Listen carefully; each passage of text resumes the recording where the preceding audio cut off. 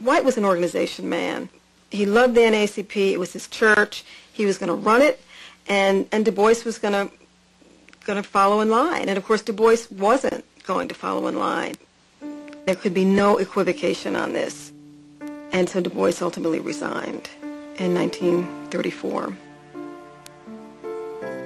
I think in part he may have felt that the NAACP had been spent, that it didn't have the flexibility, that White was too limiting and narrow in his vision. In the August 1934 issue of The Crisis, Du Bois explains, he needed to criticize the NAACP, and the board wouldn't let him. He was leaving not because change couldn't come, but because, he said, personally, I can do nothing more. But there was much left to be done if Black America was to enjoy the benefits guaranteed to all Americans by the Constitution. One man, Charles Hamilton Houston, believed that not only could the NAACP do more, it had to take the lead.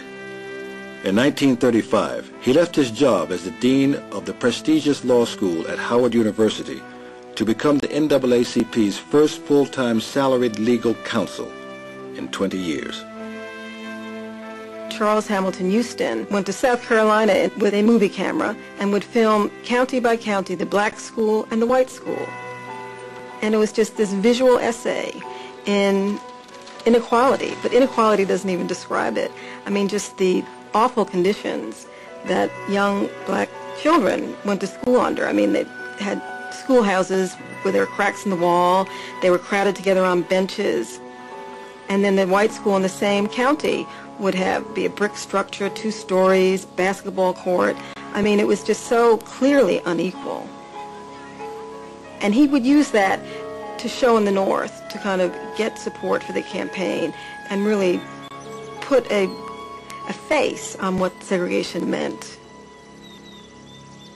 There were still people, even the NAACP, who thought that black people simply had to improve their own worlds and to make them sort of somehow better and more sustainable.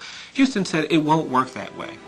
We have to basically integrate ourselves into all of the public goods and public resources that are around us, and until we do that, we're going to always be considered inferior. Discrimination in education is symbolic of all the more drastic discriminations which Negroes suffer in American life. And these apparent senseless discriminations in education against Negroes have a very definite objective on the part of the ruling whites: to curb the young blacks and prepare them to accept an inferior position in American life without protest or struggle. The discriminations practiced against the Negro are no accident. Charles Houston. Houston was convinced that the battle for civil rights had to be won in the schools, but would have to be fought in the courts. But while Houston would look to the courts, White was looking to the president. Roosevelt himself is not thinking African Americans when he comes in, but what he is thinking is we need a program that embraces all Americans.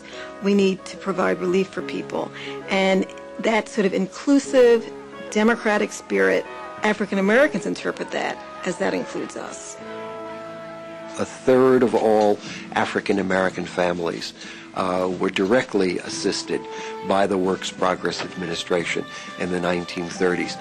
And as numerous blacks made the point at the time, this gave them hope. This made them, for the first time, really feel included. But with all the gains in housing, jobs, and public facilities, one condition remained unchanged.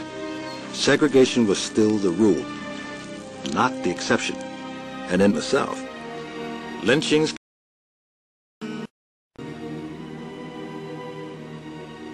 In the North, the NAACP anti-lynching campaign gained new momentum with a new argument. In a widely circulated brochure, the NAACP reminded the nation of the potential damage to all of its children. Do not look at the Negro. Look at the white children, it said. What havoc is being wrought in their minds? For 20 years, the NAACP had been crusading against lynching. Now, after years of lobbying, protests, and marching, support for a federal law slowly gained momentum. By 1938, 70% of Americans expressed support for an anti-lynching bill. For Walter White, it was time to increase pressure on Congress. The same arguments that were made by Southern Dixiecrats and senators then are the same arguments you hear now.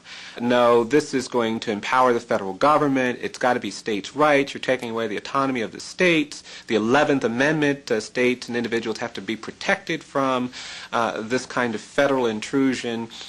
Don't take away our states' rights. Walter White, not having any luck with senators on the fence, goes to Eleanor Roosevelt and says, you got to help me here. You got to get the president to speak out on this. But I think that Walter really confused being near people with power with having access to power himself. And ultimately, he was disappointed time and again when Franklin Roosevelt wouldn't come through with his promises. When Eleanor Roosevelt, who was extraordinarily influential, couldn't deliver. The president was frankly unwilling to challenge the Southern leadership. I did not choose the tools with which I must work, he told me. If I come out for the anti-lynching bill, they will block every bill I ask Congress to pass. I just can't take that risk. Walter White. When the federal anti-lynching bill is put before Congress in 1938, it is filibustered to death. Walter White would have continued to fight for an anti-lynching law in perpetuity, but for Charles Houston's arguments that the law is never going to pass, don't be so focused on this particular campaign, look at how the NAACP could grow in other areas. Charles Houston wanted to emphasize to Walter White that there was already civil rights legislation and law available. Officers of the law were not supposed to subject persons to loss of life or deprivation of rights. It is a matter of the lives of African Americans being valued. Houston knew that the Constitution, properly understood and rightly applied, would give black Americans the freedom they were fighting for. So he took the fight to the courts. My grandfather saw the courts as the ideal way to achieve equality, because if you fought that fight and you won, well, then it would be a legitimate victory, and it would be one that would be recognized by everyone and would have the weight of authority behind it.